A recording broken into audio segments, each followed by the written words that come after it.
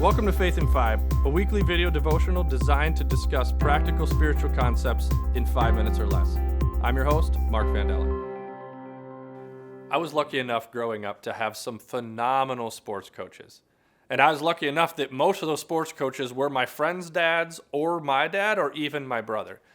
And what I found that some of these coaches, one of the reasons that they were so good as coaches is that they were able to identify the little things that we needed to do to win.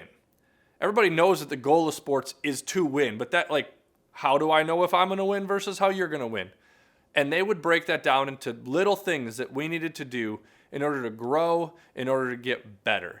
And so I spent all of my time as a kid in practice, and then also outside of practice, I was a catcher.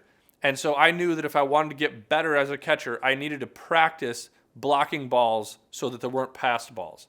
I needed to practice throwing to second base so that I could throw it to the correct side of the bag, low to the ground, so that we could tag somebody stealing.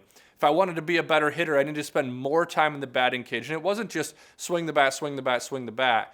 I needed to identify what it was that was making me a good hitter or a bad hitter. And that translates to all sports: free throws, dribbling, shooting, kicking balls, scoring shots, dribbling, a soccer ball, tennis, serving, hitting forehand, backhand. We identify these weak spots, and then we work to get better at them.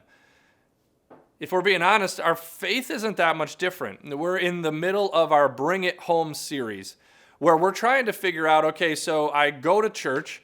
How do I take this faith that I have and make it apply to my everyday life? How do I bring that home in my own personal journey? And then as I bring it home, how do I also use that to impact the people around me, the people that are in my family or my friends or even in my career? And the Bible actually breaks this down pretty easily for us when we're asking, how do I know if I'm good at this? That's what I usually ask. How do I know? Why would I do it? Why would I even go play a sport if I'm going to lose 100% of the time, if I can't get better? I may still lose, but I know that next time I play, I'm going to be a little bit better. I may still lose again. But I want to know, the game that I'm playing, is it worth playing? And if I want to put some energy into it, what would that energy be in? Instead of just saying, I have faith or I believe in Jesus, what does that actually look like? What are some areas that we could maybe break down that equal extra time in the batting cage, in the gym shooting hoops, on the field kicking balls around, throwing a football, whatever it looks like? How do we measure that in our faith? And for me, it boils down to as simply as the fruits of the Spirit. In Galatians 5:22 through 23, it defines the fruits of the Spirit as love, joy, peace, forbearance, kindness, goodness, and faithfulness. And so what I would do, as a kid, I would say, okay, let's catch 20 balls and throw them to second base. And then I measure how many of those I threw to the correct side of the bag, how many of them were below the waist, and then I would know where I was at. And I would say we should do the same. If we took that much time as kids growing up playing sports, or you can apply this analogy to school. How much time do we spend crunching math figures or practicing some kind of scientific experiment or practicing an instrument to get better at it? It applies to all of those things, and we're more than willing, maybe homework begrudgingly, but we still know that that's beneficial to us, and we do the extra work. We bring it home. What would it look like in our faith to do the same thing? How would we get better at love? Well, we should probably know where we start and what we could do better to love the people around us, to show love to the world. How would we get better at joy?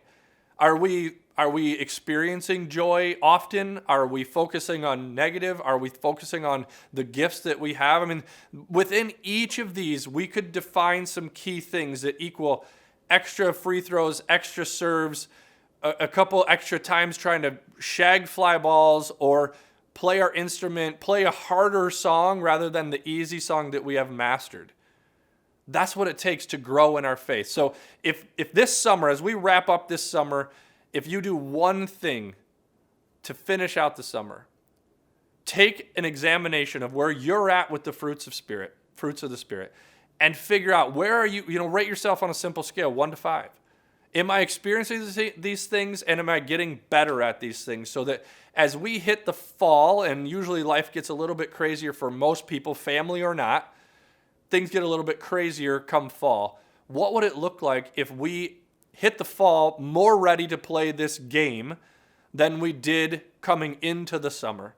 And one way to do that is just examine those fruits of the Spirit and see where are you at, and then practice them. Because now you know what to practice, and practicing the right things leads more towards experiencing growth and that practice makes perfect mentality.